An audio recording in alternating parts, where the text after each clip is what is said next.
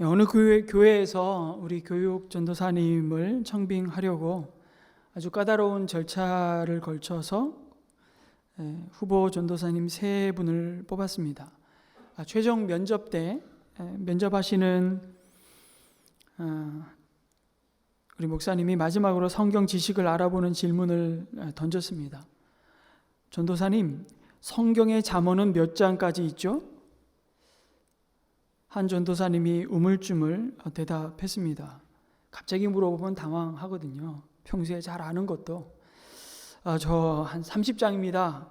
면접을 끝낸 후에 확인해 보니 잠언이 31장인 것을 확인합니다. 그 전도사님은 떨어졌구나 낙담했습니다. 그런데 며칠 뒤에 그 교회로부터 청빙이 되었다는 소식을 전화로 받게 되었던 것입니다. 전도사님이 의아해서 조심스럽게 물어봤습니다. 저는 잠언이 30장이라고 틀린 답을 말했는데 어떻게 제가 뽑혔나요? 그러자 전화한 사람이 이렇게 말했습니다. 그래도 정답에 제일 가까운 답이었습니다.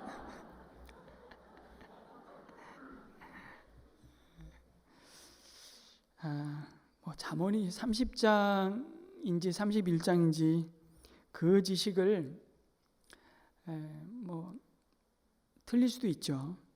지식과 어쩌면 지혜는 다르다는 것을 보여주려는 유머라는 생각이 전 들더라고요. 여러분, 우리는 종종 지식과 지혜를 나누어서 생각해 볼 필요가 있습니다. 지식이 뭘까요? 지식이라는 것은 이렇게 정의 내려볼 수 있을 것 같습니다. 객관적인 정보를 많이 모아서 새롭게 알게 되는 그런 것이 아마 지식일 것입니다. 그런데 여러분, 지식은 있지만 지혜는 없을 수 있습니다. 반대로 지식은 없지만 지식으로 표현되는 학위도 없고 가방끈도 짧고 학벌도 없지만 정말 지혜로운 사람을 우리는 종종 만납니다. 내가 얻은 지식이 하나님을 경외하는 삶의 태도로 나타날 때 아마 그 지식은 지혜가 될 것입니다. 내가 지금 알고 있는 소유하게 된 지식이 누군가의 삶을 더 아름답게 인도하고 이끌어낼 수 있게 만든다면 분명히 그 지식은 지혜일 것입니다. 그러나 남보다 더 많은 지식을 갖고 있다 하더라도 내 삶이 그 지식으로 인해서 누군가의 이웃의 삶을 더 나쁜 쪽으로 이끌고 고통스럽게 만든다면 그 지식은 지혜가 아니라 오히려 그 삶을 망가뜨리고 교만하게 만드는 것이 될 것입니다. 여러분, 잠언의 말씀을 우리가 한 구절 한 구절 경구와 같이 정말 함축적으로 아주 압축해서 삶의 지혜를 가르치고 있는, 특별히 아주 삶의 실천적이고 실제적인 지혜를 가르치고 있는데 가만히 살펴보면 그 모든 것은 관계를 바르게 세우는 지혜로운 삶에 대한 교훈이라는 것을 알 수 있습니다. 그런데 그 지식을 가지고 있다고 말씀드린 것처럼 그것이 곧 나라고 말할 수는 없겠죠. 그 지식이 내 생각과 내 마음을 채우고 그것이 내 삶의 태도를 바꾸고 결국은 내 행동과 내 습관을 변화시킬 때 비로소 우리는 하나님의 지혜로운 삶을 누리게 될 것입니다. 그리고 그 삶은 아름다운 열매를 맺게 되겠죠. 여러분, 먼저 잠언이라는 말의 뜻이 뭔지를 우리가 좀 다시 한번 생각해 봤으면 합니다. 잠언이라는 뜻이 뭘까요? 벌써 띄워줘 버리시네요. 싹 사라졌어요. 잠언이 무슨 뜻이라고요? 이게 사실은 히브리어로 마샬이라는 단어를 잠언이라는 말로 번역을 했는데 잠언도 사실 한자죠. 잠자가 한자라는 걸 모르는 분들이 의외로 많으시더라고요. 잠자는 바늘 잠자, 경계할 잠자, 혹은 바늘을 생각할 때 우리가 연상되는 게 뭐예요? 찌를 잠자라고도 말할 수 있습니다. 거기에 말씀 원자를 붙인 거죠. 찌르는 말이라는 거예요. 문자 그대로 풀면 경계의 말, 바늘과 같이 아픈 말일 수 있는 거죠. 뭔가 영혼을 찔러서 무감각해지고 둔감해진 우리의 영혼을 아주 예민하게 만드는 것이 바로 잠언의 말씀입니다. 신앙생활의 과정이라는 것도 살다 보면 우리가 믿음의 연수가 더해질수록 사실은 매너리즘에 빠지죠. 굳은 살이 박히는 것처럼 우리의 영혼이 둔감하게 변해버리게 됩니다. 하나님을 향한 그 전심의 마음이 어느덧 반심이 되고 그 반심이 무심하게 되는 경험들을 우리는 종종 합니다. 그래서 잠언의 말씀을 경계의 말씀, 찌르는 말씀으로 받는 것이 아니라 잔소리로 들을 수 있습니다. 얼마든지. 왜 가만히 보면 그 엄마 아빠들이 하는 얘기를 잠언에 그대로 옮겨놨거든요. 잔소리야 잔소리. 한 얘기 또 하시네. 그리고 반복이 얼마나 많이 반복이 되고 있습니까? 그럴 때 그 무감각함을 깨뜨리고 정말 아파할 줄 알게 하는, 또 누군가에게 공감할 줄 알고, 그래서 사실은 궁극적으로 이것이 하나님을 경외하는 삶의 태도를 회복하게 하는 말씀이 바로 잠언이라고 할 수 있습니다. 그래서 잠언의 말씀을 여러분 해석하고 이해하는 굉장히 중요한 기초는 잠언 1장 7절 말씀이에요. 여호와를 경외하는 것이 지식의 지혜의 근본이니라. 우리의 모든 관계에 하나님이 주신, 원래 우리에게 주시는 행복을 누리게 하셨던, 의도하셨던 삶의 모습이 바로 여기서부터 출발된다는 겁니다. 하나님을 경외하는 것이 지혜의 근본이니라. 그래서 잠언은 한마디로 지혜의 말씀이죠. 잠언에서 이 지혜를 굉장히 의인화해서 잠언 1장에서 9장까지 다양하게 묘사를 하고 있는데요. 8장에서는 이렇게 묘사합니다. 창조 전에는 지혜가 하나님이 세상을 만드시는 설계도라고 말씀하십니다. 설계도. 그리고 창조 시에는, 창조 때에는 그 지혜가 창조의 도구라고 말씀하십니다. 다시 말해서 지혜를 통해서 하나님은 세상을 창조하셨다고 말씀하시고, 창조 이후에 그 지혜는 하나님이 지으신 창조된 세상이 아름답게 유지되도록 하시는 질서, 창조 질서라고 말씀하십니다. 복잡하게 들리시겠지만 요약하면 지혜는 하나님의 형상을 따라 지음받은 사람, 그리고 사람을 비롯한 모든 피조 세계가 하나님이 원래 디자인하셨던, 의도하셨던 그 목적과 삶의 방식대로 살아가도록 인도하는 삶의 원리라는 것입니다. 도구라는 것이죠. 그런데 이 잠언에 이 지혜가 왜 필요하게 되었습니까? 원래는 필요 없었어요. 하나님이 지으신 그 모든 피조물이, 그리고 형상을 따라 지은 사람이 원래는 하나님 보시기에 심히 좋았다라고 말씀하셨잖아요. 그것이 곧 하나님의 지혜를 따르는 삶의 모습이었기 때문에. 근데 왜 필요하게 되었죠? 아담과 하와가 선악을 알게 하는 나무의 열매를 따먹고 그를 지으신 창조주 하나님께 불순종함으로 모든 피조 세계의 관계가 파괴되었기 때문입니다. 하나님이 만드신 창조 질서가 망가졌기 때문이죠. 그래서 하나님은 지혜의 말씀을 다시 주셔서 가장 선하고 거룩하며 가장 행복한 관계의 모습이, 우리가 돌아가야 할 진정한 관계의 모습이 무엇인지를 다시 알게 하시는 것입니다. 그 관계를 세우도록 돕기 위해 잠언이라는 지혜의 말씀을 주셨습니다.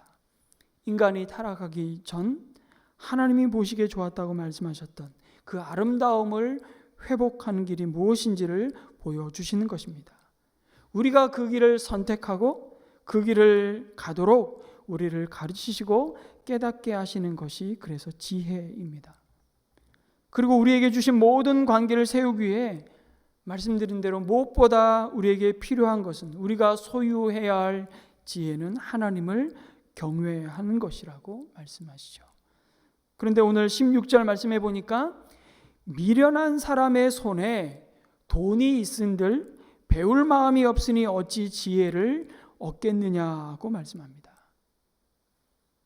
여러분, 미련한 사람의 특징 중에 하나가 뭔가 하면, 돈을 가지고 있으면 자기가 원하는 것을 원하는 때 다 얻을 수 있고 다 할 수 있다고 생각하는 겁니다. 그런데 과연 그럴까요? 여러분, 세상에는 돈으로 살 수 없는 것들이 너무너무 많습니다. 미련한 자는 그것을 인정하지 않는 거죠. 특히 하나님의 은혜와 하나님의 은사, 이런 것들은 아무리 돈을 많이 가지고 있어도 우리가 얻을 수 있는 게 아니죠. 겸손하게 하나님 앞에 은혜를 구할 때 받을 수 있는 것입니다. 물론 지식은 돈을 주고 살 수 있습니다. 돈을 주고 탁월한 교사를 채용하고 가르침을 받거나 책을 살 수도 있고, 돈을 내고 필요한 지식을 가르치는 학교에 등록하고 학위를 받고 졸업장을 딸 수 있겠죠. 그러나 그 지식이 말씀드린 대로 곧 지혜를 얻는 것은 아닙니다. 지식은 배울 수 있으나 사실은 지혜는 배워지지 않습니다. 사실은 그 지식은 하나님으로부터 와야 합니다. 그 지식은, 여러분, 지식은 내 머리를 잘 사용하면 얻을 수 있습니다. 그러나 지혜는 어떤 면에서는 하나님께로부터 와야 할 뿐만 아니라 나의 온몸을 사용하지 않으면 얻을 수 없는 것입니다. 지혜는 곧 하나님의 말씀이고 하나님을 경외함으로 그 말씀에 순종하며 살아감을 통해 얻을 수 있다고 잠언은 말씀합니다. 사실 여러분, 지혜는요, 돈 없어도 값을 지불하지 않아도 얻을 수 있습니다. 이사야 55장 1절 이하의 말씀을 함께 읽어보겠습니다. 같이 읽습니다. 시작. 너희 모든 목마른 사람들아, 어서 물로 나오너라. 돈이 없는 사람도 오너라. 너희는 와서 사서 먹되 돈도 내지 말고 값도 지불하지 말고 포도주와 젖을 사거라. 그리고 이어서 이렇게 말씀합니다. 들어라. 내가 하는 말을 들어라. 그리하면 너희가 좋은 것을 먹으며 기름진 것으로 너희 마음이 즐거울 것이다. 너희는 귀를 기울이고 나에게 와서 들어라. 그러면 너희 영혼이 살 것이다 라고 말씀하십니다. 지혜도 이와 같습니다. 목마른 자도 돈 없는 자도 오라고 하십니다. 돈 없어도 괜찮습니다. 값을 지불하지 않아도 됩니다. 지혜는 그냥 얻을 수 있습니다. 오히려 잠언은 계속해서 반복해서 가르치는 것 중에 하나가 돈을 가지고 지혜를 사려고 하는 것 자체가 미련함이라고 말씀합니다. 그럼에도 지혜를 얻는 전제 조건이 하나 있죠. 뭘까요? 그것은 목마름입니다. 갈망하는 것. 우리 아까 찬양했던 것처럼 주님을 갈망하는 것이, 그것이 우리의 유일한 소망이길 원합니다. 여러분, 그 목마름이라고 말씀하죠. 지혜를 얻는 조건 하나. 똑같은 말씀을 오늘 잠언의 지혜자가 말씀하고 있는 겁니다. 배울 마음이 없으니 어찌 지혜를 얻겠느냐. 다시 말해, 목마름이 없는데 돈으로 지식은 살 수 있을지 모르나 지혜는 얻지 못한다고 말씀합니다. 목마름이 없기 때문이죠. 그러니 우리가 먼저 구해야 할 것은 사실 배울 마음, 갈망이죠. 듣는 마음, 겸손한 마음을 품는 것입니다. 성도 여러분, 푸른 마르고 꽃은 시드나 하나님의 말씀은 영원함을 믿으십니까? 그 말씀에 목마름이 있기를 소망합니다. 그것만이 죽음 이후에까지 우리에게 남아있는 것이죠. 그 목마름에 지혜의 단비가 부어질 것입니다. 신약의 잠언이라고 말하는 야고보서 1장 5절에서도 이렇게 말씀합니다. 또 같이 읽겠습니다. 시작. 여러분 가운데 누구든지 지혜가 부족하거든 모든 사람에게 아낌없이 주시고 나무라지 않으시는 하나님께 구하십시오. 그리하면 받을 것입니다. 믿습니까? 이 하나님의 약속이에요. 성경은 수많은 하나님의 약속들로 이루어진 언약의 말씀입니다. 하나님은 그 약속하신 것을 반드시 지키시는 신실하신 하나님이시고 우리로 하여금 지혜를 구하라고 말씀하시죠. 그러나 이렇게 누구에게나 후히 주시겠다고 약속하신 지혜가 안타깝게도 정작 사람들에 의해서 거부당하고 때로는 비웃음거리가 됩니다. 왜 그렇습니까? 잠언 1장 22절에 보니까 사람들이 어수룩한 것을 좋아하기 때문이라고 말씀합니다. 더 나아가 사람들이 오히려 지혜를 미워하기 때문이라고 말씀하죠. 1장 22절 말씀을 한번 보여주십시오. 어수룩한 사람들아 언제까지 어수룩한 것을 좋아하려느냐? 비웃는 사람들아 언제까지 비웃기를 즐기려느냐? 미련한 사람들아 언제까지 지식을 미워하려느냐? 왜 지혜를 미워할까요? 왜 지혜를 배척할까요? 바로 그 지혜가 아프기 때문이죠. 그 지혜가 자신의 죄와 허물을 책망하며 들추어내기 때문입니다. 스스로 똑똑한 척하며 교만하여져서 그 눈이 어두워졌기 때문에 지혜를 들으려 하지 않습니다. 아까 그 지혜가 잠언에서 많이 의인화되어서 묘사되고 있다고 말씀드렸죠.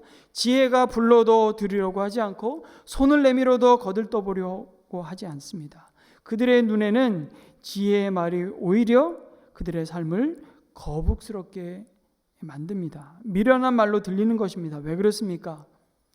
부당한 이득을 취할 기회를 잃어버리고 오히려 그것은 더 안락하고 더 많은 수입을 잃어버리게 만든다고 생각하는 거죠. 그것은 당장의 내 삶을 불편하게 만드는 일이기 때문입니다. 지혜는 나와 나를 둘러싼 모든 관계들을 창조 질서에 맞게 유지하는 삶의 원리인데 사람들은 그 원리를 따라 살기보다는 자기 소견에 옳은 대로, 그것은 다시 말해서 세상이 가르치고 세상이 따라가는 방식으로 유행을 따라 살고 싶은 것입니다. 그 어떤 것에도 방해받지 않고 적게 일하고 더 많은 소득을 그것도 더 빨리 손쉽게 얻고자만 합니다. 그 방법은 하나밖에 없습니다. 남의 것을 훔치는 것이죠. 잠언은 이 부분에 대해서 굉장히 실질적으로 교훈해 주고 있습니다. 훔치는 다양한 그 삶의 방식들을 경고하고 있죠. 내가 땀 흘리지 않았는데도 더 가져가겠다는 탐욕의 세상에서 어쩌면 이 하나님의 말씀하시는 창조의 질서를 지키고 따르는 삶의 원리인 이 지혜는요, 이 지혜를 따라 살아가는 그 결정과 선택은요, 오히려 바보처럼 보이는 것입니다. 그러나 잠언의 말씀은 그 모든 삶의 결국이 무엇인지를 보라고 외칩니다. 1장 31절 이하에 보면 그들은 결국 자기를 죽이며 자기를 멸망시킨다고 말씀합니다. 그러나 기억해라. 오직 내 말을 듣는 사람은, 다시 말해 지혜의 사람은 안심하며 살겠고 재앙을 두려워하지 않고 평안히 살 것이라고 말씀합니다. 여러분, 재앙이라고 말할 수 있는 삶의 고난과 고통이 우리에게 없다는 것이 아닙니다. 그것이 그의 삶의 두려움으로 자리 잡지 않고 오히려 그가 붙들고 붙잡는 지혜가 그를 평안 가운데 지킬 것이라는 약속이죠. 여러분, 이것이 가능한 이유가 뭡니까? 하나님을 경외할 때, 하나님을 공경하고 두려워할 때 비로소 이 세상의 모든 두려움이 더 이상 그를 흔들 수 없다는 것입니다. 그를 침몰시킬 수 없도록 하나님의 은혜와 능력이 우리를 덮고 있기 때문입니다. 하나님을 두려워할 때 우리가 우리 삶을 두렵게 만드는 세상의 두려움이 더 이상 두려움이 되지 않게 되는 것이죠. 이 약속을 잠언 1장 23절은 이렇게 놀랍게 우리에게 주십니다. 같이 한번 읽겠습니다. 시작. 보아라, 내가 내 영을 너희에게 보여주고 내 말을 깨닫게 해 주겠다. 하나님의 거룩한 영을 너희에게 보여주고, 그러나 이제 그리스도 안에서 우리는 하나님의 영이 언제나 우리와 함께 하시고 진리의 영이신 성령께서 우리의 삶의 걸음걸음을 진리로 인도하시겠다고, 그래서 우리 마음에 하나님의 소원을 주시고 그 소원을 이룰 수 있는 능력도 지혜도 날마다 우리 가운데 공급해 주신다고 약속해 주십니다. 그러면서 이 말씀이 주시는 약속, 내가 지금 걷고 있는 이 길이 틀린 길이 아니구나, 바보 같은 길이 아니구나. 하나님의 거룩한 영이 우리 영혼에 교회되고 외치시는 거죠. 내 자녀들아, 내가 너희의 두려움을 안다. 내가 너의 수고를 알고 내가 너의 눈물을 기억한다. 내가 너의 모든 의와 공평과 정직한 길을 갈 때 이 세상으로부터 당한 그 고통을 안다. 내가 거기에 너와 함께 있었고 지금도 함께 있으며 앞으로도 함께 할 것이라고 주님이 약속하시는 것입니다. 그러면서 잠언이 가르치는 그 지혜의 길을 함께 걸어가는 사람들이 누군지를 오늘 말씀해 주십니다. 그들이 바로 사랑이 메마르지 않는 친구요 혈육이라고 말씀하죠. 17절 말씀 다시 한번 보면 사랑이 언제나 끊어지지 않는 것이 친구이고 고난을 함께 나누도록 태어난 것이 혈육이다. 개역 개정으로는 이렇게 번역했습니다. 같이 한번 읽겠습니다. 친구는 사랑이 끊어지지 아니하고 형제는 위급한 때를 위하여 낳느니라. 17절은 결국 관계를 허무는 자가 아니라 세우는 친구와 혈육의 의미에 대해서 교훈하는데, 먼저 혈육은 고난의 때를 지나면서 서로에게 버팀목이 되는 관계로 부름받은 자라고 말씀합니다. 다급하고 위급할 때 우리에게 주신 혈육, 그 가족은 큰 의지가 되죠. 가족이기 때문에 이유 없이 계산하지 않고 위급하면 나서서 도와주는 것입니다. 하지만 물론 다 그렇지는 않죠. 어떤 형제는 이웃보다도 못하기도 합니다. 어려움이 생기면 그래서 뿔뿔이 흩어지는 가정이 있고 어떤 가정은 더욱 똘똘 뭉치는 가정이 있는 것 같습니다. 그래서 이 17장의 잠언의 말씀을 시작하면서 1절은 그 혈육 안에 있는 관계에 대해서 놀라운 말씀을 주십니다. 1절 말씀은 잠언에서 굉장히 아주 널리 암송되는 말씀인데 한번 같이 읽겠습니다. 시작. 마른 빵 한 조각을 먹으며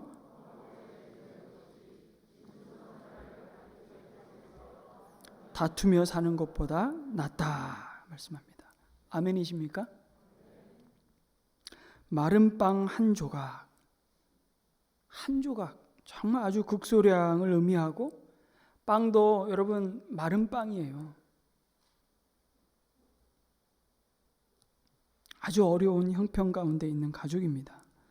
그러나 진수성찬을 가득 차린 집에서 다투며 사는 것보다 마른 빵 한 조각을 나누는 것이, 그러며 화목하게 지내는 것이 낫다고 하십니다. 오해하지 마십시오. 가난한 게 좋다는 얘기는 아닙니다. 부유한 것보다 가난한 게 좋아, 그렇게 보편화해서 얘기하면 안 됩니다. 그러나 어쨌든 나도 넉넉하게 맛있게 먹고 싶지만 그럴 형편이 안 되는 것이죠. 어떤 이유에서건 인생의 크고 작은 고난 가운데 처할 때가 있는 겁니다. 그래서 마른 빵 한 조각밖에 없는데 그럼에도 불구하고 서로를 귀히 여기고 가족들에게 먼저 주려 하고 나누려고 하는, 그 고난을 나누는 그 집이 얼마나 아름다운 가정인지를 보여주십니다. 반면에 여기서 진수성찬이라고 하는 것은 어떤 의미일까요? 여러분 가지고 계신 세번역 성경을 혹시 가지고 계시면 거기에 번호가 1 이렇게 아마 되어 있는 성경이 있을 겁니다. 거기 밑에 보면 제사 음식 이렇게 써 있습니다. 여러분 진수성찬이라고 하는 건 제사에 사용되는 음식이죠. 그래서 개역개정 성경에는 제육이 가득하다고 번역을 했습니다. 제육볶음 이런 거 말고요. 하나님 앞에 제물로 드려진 그것이 가득한 집이라는 거예요. 그러니 생각해 보십시오. 이 집은 분명히 신앙이 있다는 겁니다. 하나님 앞에 뭔가 화목제물을 드릴 수 있는 능력도 있다는 겁니다. 능력이 있을 뿐만 아니라 그 능력이, 그 부유함이 풍족하다는 것이죠. 그런데 문제가 뭡니까? 서로 싸운다는 겁니다. 다툰다는 겁니다. 다시 얘기하면 그들이 가지고 있는 그 경건함이, 그들이 가지고 있는 신앙생활이라는 것이 다툼을 일으킬 수 있는 것이죠. 이것은 굉장히 비극적인 일입니다. 신앙이 이들로 하여금 화목하게 만들고 있지 못함을 보여주는 것이기 때문에, 여러분 제사를 드린다는 것, 하나님께 예배를 드린다는 것이 뭡니까? 죄로 엉망이 되고 무너졌던, 망가졌던 하나님과의 관계를 회복하고 화목해야 되는 것입니다. 그리고 그 은총으로 우리가 은혜로 누리게 될 마땅한 삶의 자리는 바로 내 옆에 두신 이웃, 그 중에서도 가장 가까운 이웃인 혈육과의 화목을 누리는 것이죠. 그런데 어김없이 여러분, 화려한 제물과 함께 예배는 드리는데 그 예배로 나오는 가족 사이에 화목이 없다면 이보다 더 모순되는 삶은 없다고 가르칩니다. 제육이 가득한 집인데 서로 다툼으로 화목하지 못하다면 그들은 신앙에 마땅히 갖추어야 할 형식은 다 가지고 있지만 그 신앙이 품고 담고 있는, 궁극적으로 가르치고 있는 내용은 전혀 채우지 못하고 있는 모습을 보여주는 것이죠. 그러면서 19절에 보니까 이런 말씀을 주십니다. 연결해서 우리가 좀 이해를 해본다면, 패가 망신을 원하는 사람은 어떻게 한다고요? 집을 치장하기를 좋아한다고 교훈합니다. 여러분, 집을 가꾸는 것이 패가 망신하는 건 아닙니다. 예. 아니, 그러면 앞으로는 이제 집은 뭐 그냥 주어진 대로 살라는 얘기인가? 집을 우리가 잘 관리하고 가꾸어야죠. 근데 여기서 말하는 집을 치장한다는 말, 이게 무슨 의미일까요? 집을 치장하기를 좋아한다. 거기에 온 마음을 다 기울이고 에너지를 쏟는 거죠. 이 번역을 개역개정에는 자기 문을 높이는 자라고 번역했습니다. 이게 더 어려워서 새 번역이 사실 번역을 잘한 겁니다. 문을 높인다는 의미가 뭘까요? 대문을 크게 하겠다는 것이 뭐겠습니까? 자기 소유를 과시하는 것입니다. 난 이런 집에 산다는 것입니다. 나 이만큼 가지고 누리고 산다는 것입니다. 그러기 위해서 분수에 지나는 소비를 통해 자기 자랑을 하는 모습을 보여주는 거죠. 고난이, 우리에게 찾아온 고난이 여러 가지가 있지만 꼭 물질적인 어려움만 있는 건 아니지만, 여러분, 고난을 함께 나눌 자로 부름받은 혈육의 궁핍이 찾아올 때 그 어려움을 돌아보고 함께 나눌 여유는 없는데, 그럴지언정 남과 비교해서 내가 꿀리고 싶지는 않은 것이 인간의 삐뚤어진 욕망이지 않을까 싶습니다. 특히 유교 문화에 살았던 우리로서는 과시문화, 또 한편으로는 수치문화 속에서 자신의 존재감을 드러내는 한 가지 방법이 언제나 보여지는 것에 집중하는 겁니다. 먹고 자고 입고 뭘 타고 다니는 것에 꿀리지 않으려는 것이죠. 유독 우리나라는 그게 강합니다. 자동차도 자기 소유에 어울리지 않는 과시하기 위한 소비재가 된 지 오래됐습니다. 특히 심한 것 같아요. 합리적인 소비가 이루어지지 않습니다. 비교 문화 속에서 뼈골이 빠지는 것 같아요. 우리 부모님들, 우리 자녀들이 뭐 땡땡 뭐 어떤 상표에 뭐 신상품이 나오면 그거 바꿔줘야 되잖아요. 계속. 그것에 의해서 우리 아이의 자존감이 무너진다고 우리는 생각하는 것 같습니다.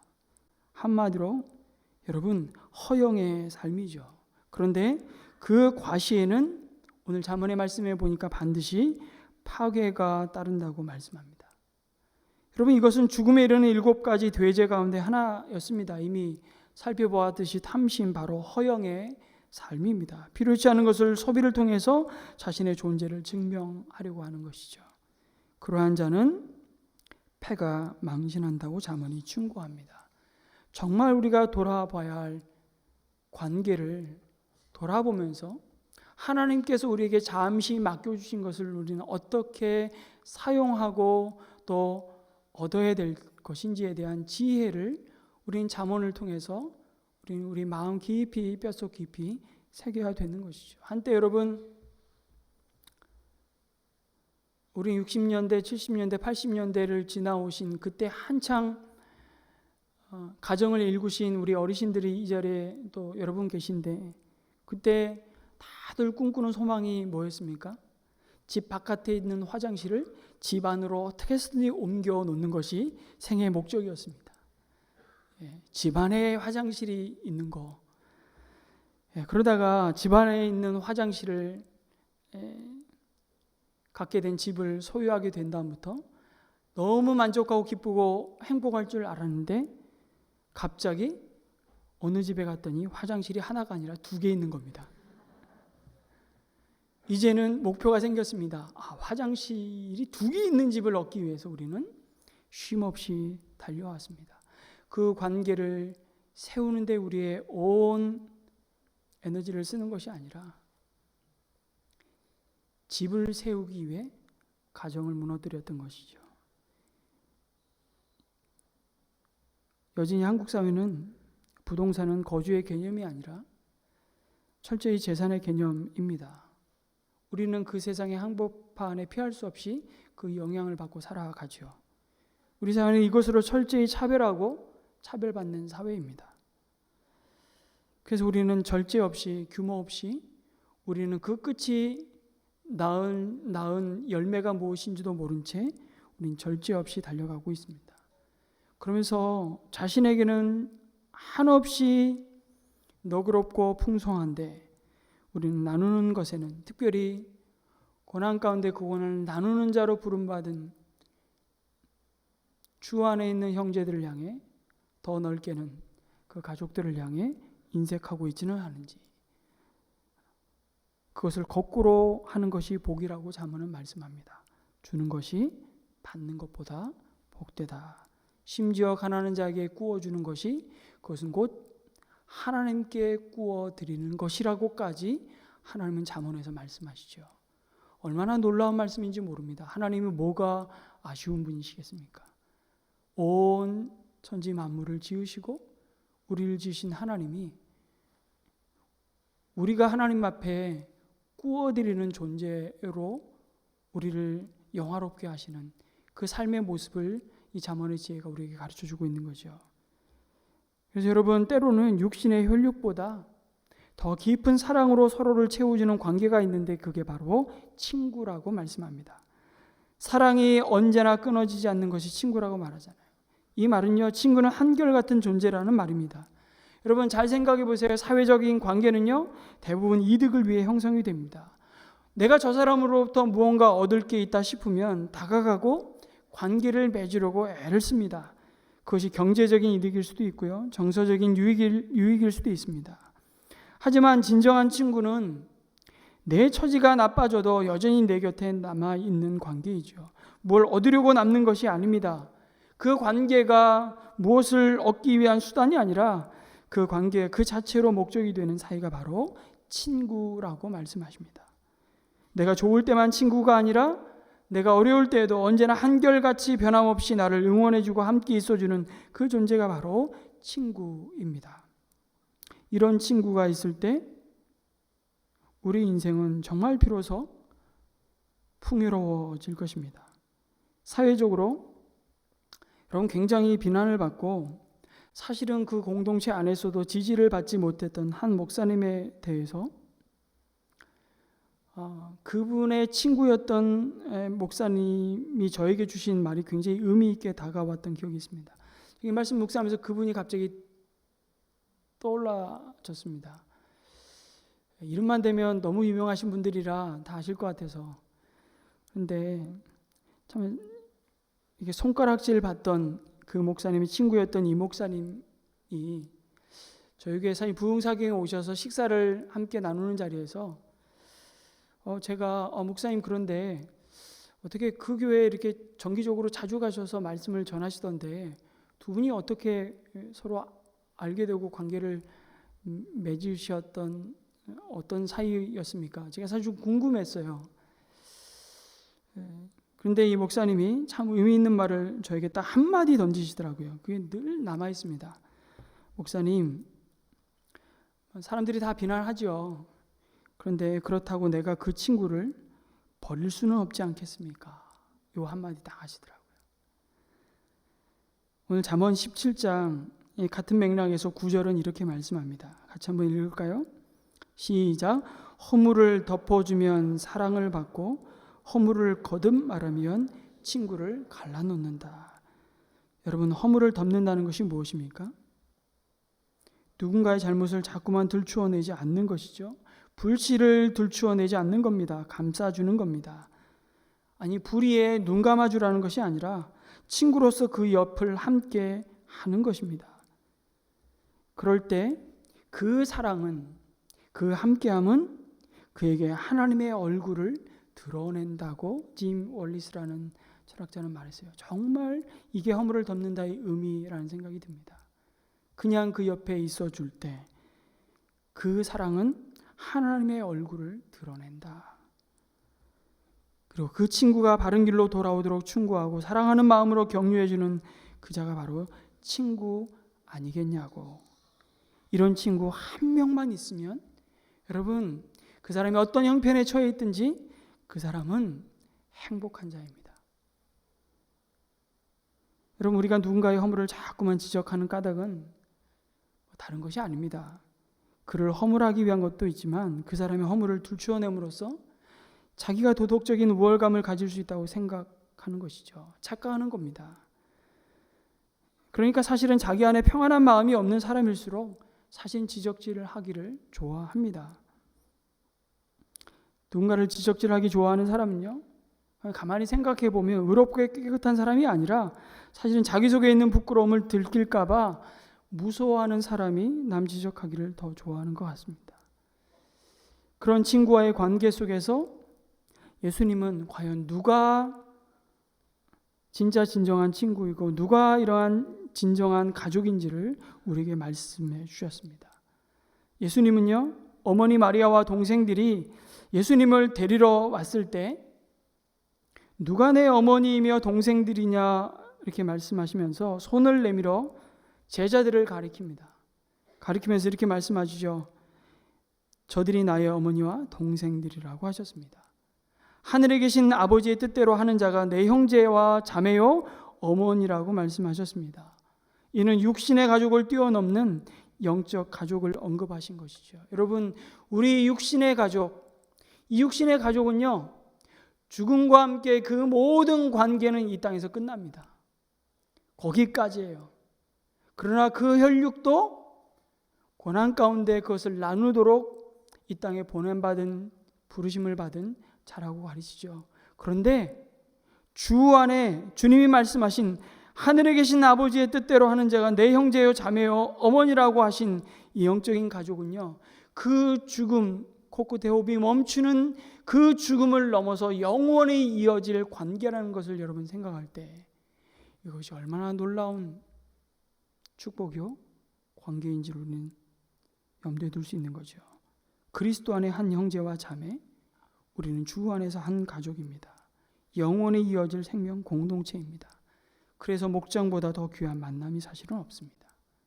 세상에 어디 이런 관계가 있습니까? 저는 그래서 이런 표현을 너무너무 좋아합니다. 몇 번 말씀드렸지만 이 표현을 다시 한번 읽어봤으면 좋겠습니다. PPT 띄워주시면 같이 한번 읽을까요? 시작. 우리가 가진 것은 없습니다. 우리는 고통에 시달리고 있습니다. 그러나 우리는 이곳을 떠나지 않을 것입니다. 왜냐하면 우리에겐 사랑할 사람들이 있기 때문입니다. 어떻게 보면 굉장히 평범한 그냥 글귀예요. 근데 여러분, 이 글귀가 어디에 쓰여져 있는지를 아신다면 이건 전혀 다른 의미로 다가옵니다. 사실 이 글귀는 카타콤의 벽에 새겨진 글입니다. 햇빛을 보지 못하고 어둠 가운데 태어나고 그 어둠 가운데 자라며 그 어둠 가운데 주님의 부르심을 받았던 초대교회 성도들이 서로가 서로를 향해서 가졌던 주님의 마음, 그것이 이런 고백으로 카타콤 벽에 새겨졌던 것이죠. 우리가 가진 것은 없습니다. 우리는 여전히 고통에 시달리고 있습니다. 그러나 우리는 이곳을 결코 떠나지 않을 것입니다. 왜냐하면 우리에겐 사랑할 사람들이 있기 때문입니다. 마틴 부버라는 신학자가 오늘 이 시대의 현대인들의 모습을 이렇게 비유해 설명했습니다. 오늘날 군중은 있어도 공동체는 없다. 그러나 분명 군중과 공동체는 다르죠. 그러나 즐거워하는 자들로 함께 즐거워하고 우는 자들로 함께 울어줄 수 있는 사람이 있다면, 그럼 어쩌면 그 사람은 이 세상에서 남부럽지 않은 많은 것을 누리고 소유하고 자랑한다고 할지라도 그것 때문에 복된 자가 아니라 함께 울어주고 함께 웃을 수 있는 사람이 있기에 복된 자라는 사실을 가르쳐 주는 것이죠. 나의 고통에 눈물 짓는 사람이 있다는 사실, 세상에 단 한 사람이라도 나를 위해 울어준다는 사실, 고통의 당사자에게 그것보다 더 큰 위로는 없을 것입니다. 그런데 여러분, 기억하십시오. 나는 없는 것 같아. 나는 인생을 헛살았던 것 같아. 스스로 자책하고 계십니까? 여러분, 이 약속의 말씀을 나에게 주시는 하나님의 말씀으로 꼭 받으시길 바랍니다. 제가 읽어드리겠습니다. 요한복음 15장 15절에 보면 놀랍게도 예수님은 저와 여러분을 친구라고 부르셨습니다. 이제부터는 내가 너희를 종이라고 부르지 않겠다. 종은 그의 주인이 무엇을 하는지를 알지 못한다. 나는 너희를 친구라고 불렀다. 내가 아버지에게서 들은 모든 것을 너희에게 알려주었기 때문이다. 잠언 17장 17절에서 친구는 그 사랑이 끊이지 않는다고 하는데, 여러분, 우리를 향한 예수님의 사랑이 끊이지 않기에, 아니 세상 끝날까지 세상에 있는 자기 사람들을 사랑하시되 끝까지 사랑하신 그 주님은 진정한 저와 여러분의 친구이십니다. 우리가 주님의 이 사랑을 받았다면 우리 역시 친구가 필요한 자에게 좋은 친구가 되어 주어야 한다고 잠언은 우리에게 가르쳐 줍니다. 학기가 시작되면 제가 많은 부모님들로부터 기도 제목을 받는데 그 가운데 빠지지 않는 것이 이런 기도 제목입니다. 목사님, 우리 아이에게 정말 좋은 친구가 생기게 도와주세요. 저는 이 기도와 함께, 어쩌면 이 기도보다도 먼저 우리 자녀와 함께 부모가 이 기도를 드릴 수 있다면 얼마나 행복할까. 우리 아이가 누군가의 좋은 친구가 되게 해주세요. 그리고 더 나아가 진짜 친구이신 그 예수님을 그들에게도 소개해 줄 수 있는, 그래서 예수님과 그 친구의 삶을 연결해 줄 수 있는, 정말 중매쟁이라고 표현하고 싶은데요, 중매쟁이와 같은 그런 친구가 되게 해 주세요. 그런 기도를 우리 자녀와 함께 드릴 수 있다면 그보다 더 값지고 복된 믿음의 유산은 없을 겁니다. 우리 주님이 우리의 영원한 친구 되십니다. 오늘도 하나님이 값없이 주시는 지혜를 사모하라고 말씀합니다. 구하는 자에게 꾸짖지 않으시고 후히 주시는 그 지혜에 목마르시기를 주님의 이름으로 축원합니다. 그 지혜를 따라 고난을 함께 나누며 그 사랑에 메마르지 않는 주님 안에서 영원히 이어갈 친구의 형제자매로 세워지는 우리의 가족, 우리의 목장, 우리의 샘물교회가 되기를 주님의 이름으로 축복합니다. 아멘.